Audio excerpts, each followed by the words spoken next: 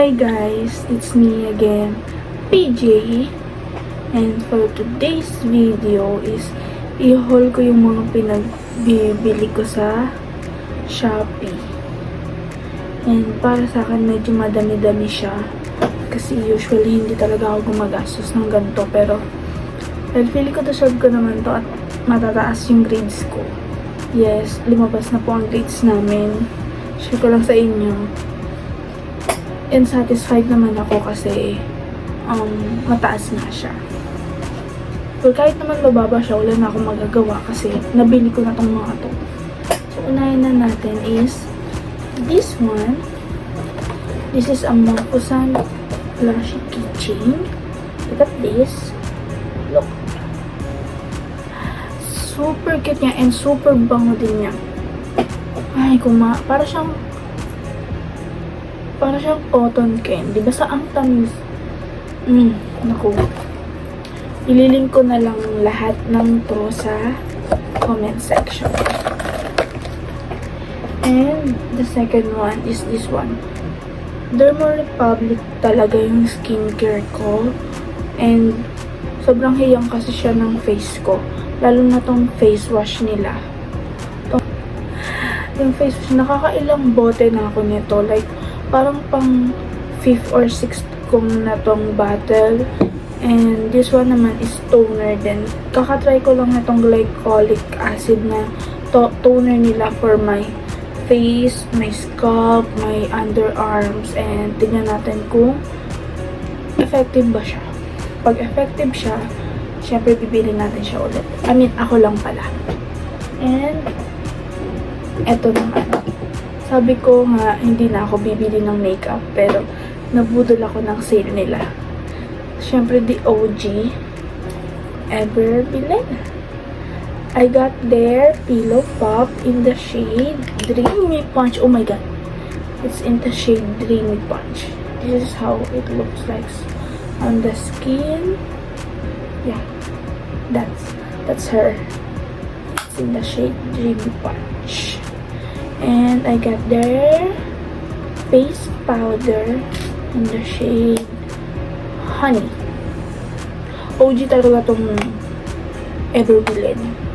Like, kahit nung beginner pa lang ako sa pag-makeup, sila na talaga yung gamit ko. And this one, since hindi na ako marunong mag-eyeliner, bumili ako ng Kim Mills na Cat Eye Wings Eyeliner Stamp. Ito yung may left and right na chung chung chung like that. Hindi ako makapagsalita ng malakas kasi natutulog na yung mga kids. And ito, bagong purchase ko na lip product from JMCY.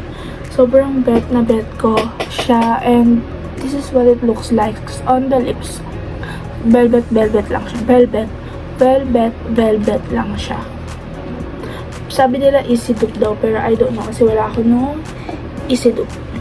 Medyo baba lang natin siya. Yan. Ang taas pala kanina. So, ayan. ito yung parang recent lang nakaka-deliver. And then, this one, it's a depilatory heater. It's for my underarms and for my legs. Ano siya? Pang-wax siya ng kilikili. May kasama siyang ganito. Ito siya. And when you open it like this, ay! Oh my god, sumabog. I mean, not sumabog, pero yeah, meron siyang ganito sa loob. Like this. And then this one is the heater. So, maiinit siya, and then igaganong-ganon siya. And then, may kasama siyang sobrang daming paper. Wax paper, I think. Super dami nito. And medyo hindi ko nga lang siya bet. Mas gusto ko pa rin yung cold wax ni Esme. Esme ata yun. Mas gusto ko pa rin yun. Hindi siya masyadong nakakakuha ng buhok. Kailangan pang ulit-ulitin. And ang bilis niyang matuyo. So, and yun. When I opened it, it looks like this. And sobrang messy niya. Messy niya as in gamitin. And ito rin, ang cute. It comes with this pouch. Ano siya? Ito. Lagayan siya ng glycolic acid. Ang likot ng camera. Lagayan siya ng glycolic acid. Pwede mo siyang lagyan ng oil or hair pulling. Like that. Meron siyang takip. It looks like this. And then, meron siya nitong takip. Wait, how do I put this back? Yan. And then, this one too. Yan. Or, you know, sobrang arte lang. Basta pang massage siya, pang stimulate siya ng scalp bago mag keme-keme.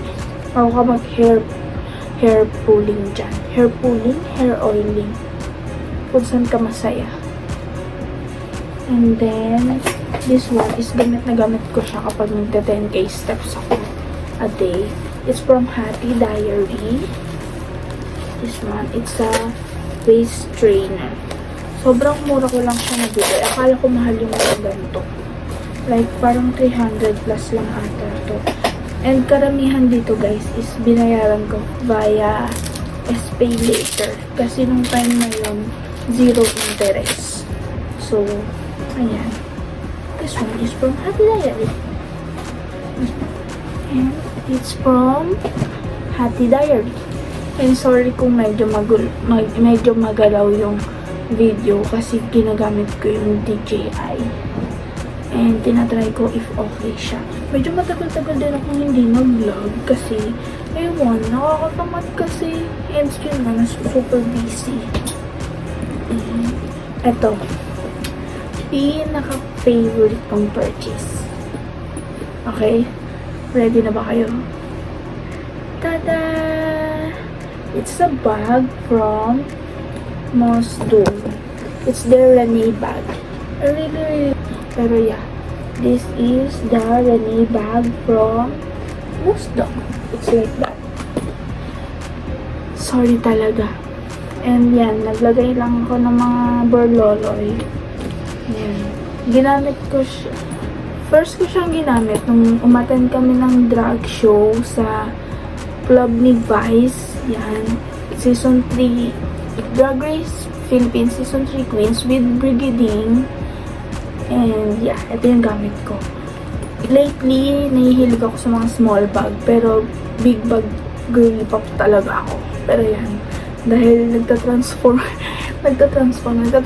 ako into girly this time. So, ayan, I bought this one. And again, nabili ko rin siya ng mura and 0 interest sa pay later. So, meron din pala akong mga biniling case for S20. Bumili rin ako ng 2 case for Samsung S22 kasi papalitan ko na yung Android ko. And, so, yun lang guys. See you again on my next video. Bye!